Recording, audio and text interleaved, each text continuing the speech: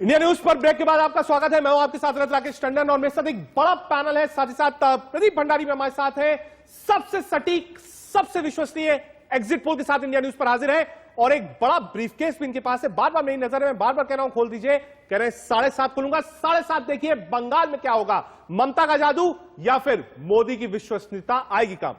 नहीं, आप कह रहे हैं रजत जी कि आपको ब्रीफकेस खुलवाना चाहिए, तो मैं सोचता हूं कि आज आपको मैं ये ब्रीफकेस, ये जो ब्रीफकेस है खोल के बड़ी उत्सुकता है, क्या है लोग जानना चाहते हैं बंगाल में क्या होगा, आसाम में लोग बात कह रहे हैं कि आसाम में क्या होगा, एज है कांग्रेस को, केरल में बहुत तगड़ी फाइट है, पुडुचेरी में लोग कह रहे हैं इस बार एनडीए की सरकार बन रही है। तो मैं सोच रहा हूँ ये ब्रीफकेस से पहले ये ब्रीफकेस सकते हैं। अब मुझे आप बताइए, आपने देखे हैं पेपर, आपको कुछ दिख रहा है, समझ पा रहे हैं? पूरे आंकड़े हैं आपके पास, आपको समझ पा रहे हैं? पूरे आंकड़े हैं, पर ये आंकड़े तो 7:30 बजे खुलेंगे।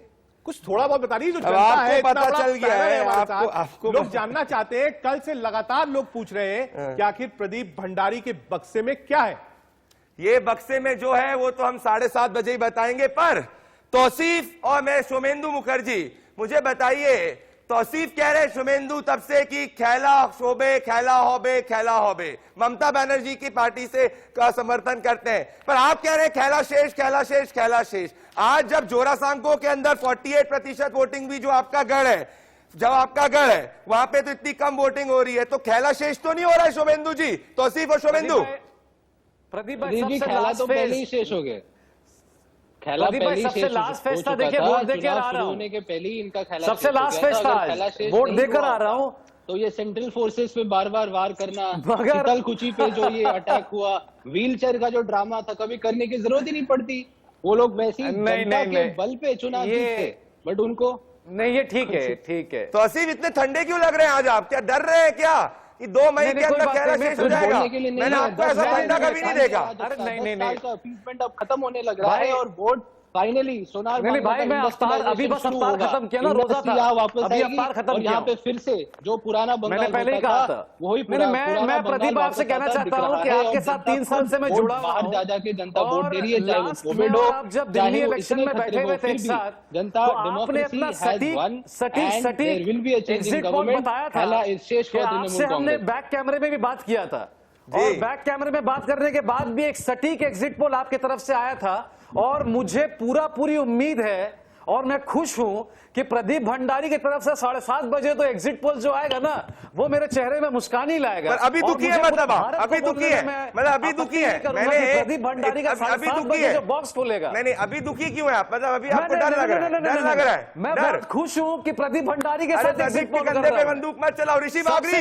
शुमेंदु, ऋषि बागरी को लाइए जरा स्क्रीन पे।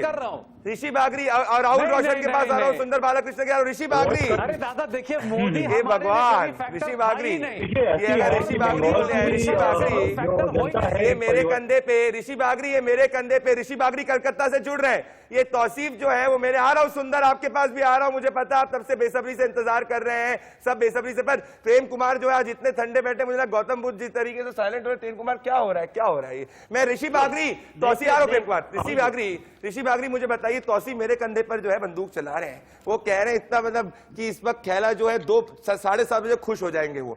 आप मुझे बताइए ऋषि बागरी, ये सब तो ठीक है, पर जोरासांको के अंदर, कलकत्ता के अंदर वोटिंग इतनी कम हो रही है, ऋषि बागरी घबराहट तो नहीं है? देखिए, कलकत्ता के अंदर वोटिंग यूजुअली कम ही होती है, लास्ट टाइम भी 60% हुई थी और इस बार कोविड के कारण जो सेकंड वेव का सर्ज है उसके कारण वोटिंग काफी कम हुई है। And that is the only reason, covid is the only reason जिसके कारण लास्ट 2 फेजेस में वोटिंग थोड़ी कम हुई है। और ये वोटिंग जो है वो कम होने के कारण थोड़े बीजेपी के इस 2 फेजेस में थोड़ा उनको नुकसान उठाना पड़ सकता है, लेकिन ओवरऑल उन्होंने फर्स्ट 6 फेजेस में काफी अच्छा रन रेट साइक्लेट किया है। तो मेरे हिसाब से मतलब BJP should form the government. ये कह रहे बीजेपी फॉर्मिंग गवर्नमेंट। रजत, मेरे को लग रहा है बहुत बड़ी बात कह रहे हैं ये। एक सेकंड, बिल्कुल इनको लगता है बीजेपी, राहुल रोशन आ रहे हैं। हाँ, हमारे साथ अरुण अत्री भी है। अरुण अत्री जी को लाना चाहूंगा एक बार स्क्रीन पे। अरुण अत्री जी, बंगाल से कांग्रेस बिल्कुल मिस नजर आई। आप एक बार सिर्फ राहुल गांधी वहां पर गए, प्रियंका गांधी ने कैंपेन नहीं किया, बल्कि जबकि प्रियंका गांधी ने असम में इतना ज्यादा कैंपेन किया। बंगाल को आपने बिल्कुल अलग एक वॉकओवर टाइप का तो नहीं दिया कि हाँ भाई चलिए टीएमसी को चुनाव लड़ लेने दीजिए, अगर कांग्रेस भी बहुत ज्यादा प्रचार कर देगी तो सीधा सीधा फायदा बीजेपी को होगा। अरुण अत्री जी। मैं आपको पहले अपना नाम करेक्ट कर दूं, मैं अनुज आत्रे हूँ। हाँ, अनुज आत्रे जी जी जी। देखिए, दूसरी बात, बार बार ये प्रश्न उठाया गया था आपके चर्चाओं में, मैं पहले भी रहा कि बार बार ये पूछा गया राहुल जी कब आएंगे, राहुल जी कब आएंगे। देखिए, हमारा ये मानना है कि किस नेता को पार्टी ने कहा क्या जिम्मेदारी, क्योंकि चुनाव कोई खाली बंगाल में नहीं हो रहे थे, 5 स्टेट्स में चुनाव हो रहे थे। पर अनुज भारतीय जनता पार्टी की, अनुज जी माफी चाह रहा हूं, आपको रोक रहा हूं मैं बिल्कुल, क्योंकि मैं पूरे 3 महीने रहा हूं राज्यों के अंदर। राहुल रोशन ऑफ इंडिया के सीईओ हैं, आप भी आइएगा। पर अनुज जी, मेरा सवाल सिंपल है। सुंदर, आ रहा हूं आपके पास में। अनुज जी, इतनी आप बात कर रहे हैं, अधीर रंजन चौधरी आपके लीडर ऑफ ऑपोजिशन है लोकसभा के अंदर। राहुल गांधी जहां पे रैली करते हैं, अधीर रंजन चौधरी को साथ में नहीं रखते। अधीर रंजन चौधरी ममता बनर्जी को अटैक करती है, राहुल गांधी ममता बनर्जी को अटैक नहीं करते। अधीर रंजन चौधरी और ममता बनर्जी की और राहुल गांधी की स्पीच उठा के देखेंगे तो दोनों में ऐसा लगेगा दोनों के अपोनेंट अलग है। ऐसा कैसे हो सकता है?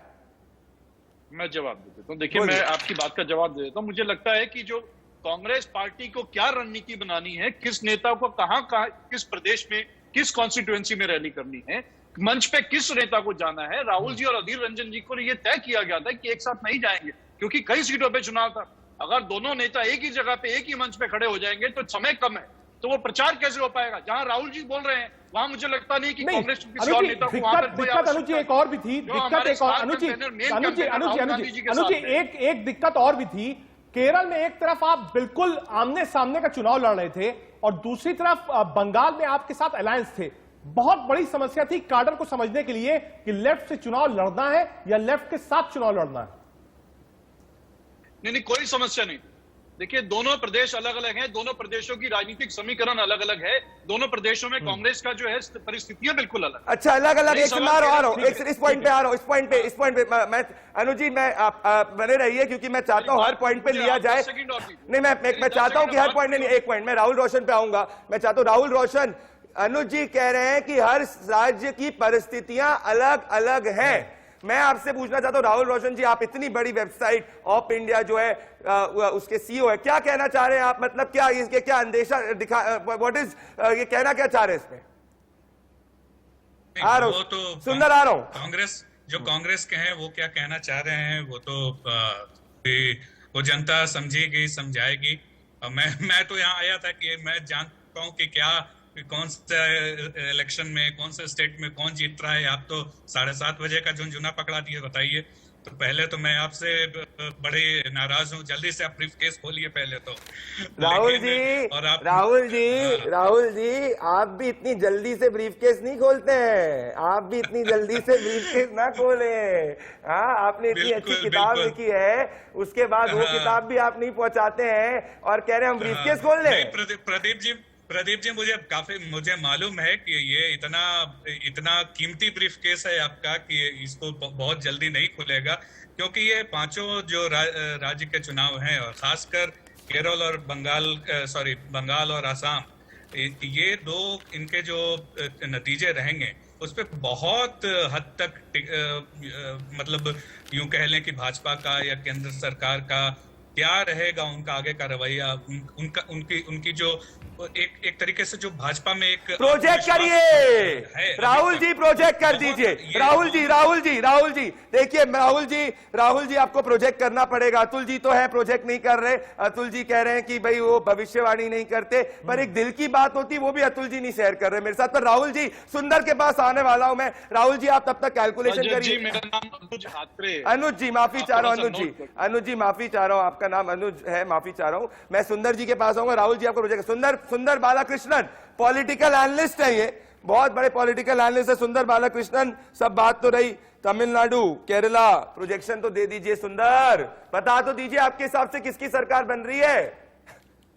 देखिए प्रदीप जी, आप 7:30 को आपका ब्रीफकेस खोले या ना खोले, मगर मैं आंकड़ा अभी देता हूं तमिलनाडु के बारे में। सुनिए, सब सुनिए। तमिलनाडु में डीएमके जो है तमिलनाडु में 1 से 50 से लेके 1 से 60 के बीच में तमिलनाडु डीएमके प्लस जो भी पार्टी है, इसका सरकार आराम से बनने वाली। एआईडीएमके का 40 से 50 या 60 ज्यादा से ज्यादा, ठीक है, ये तमिलनाडु का है।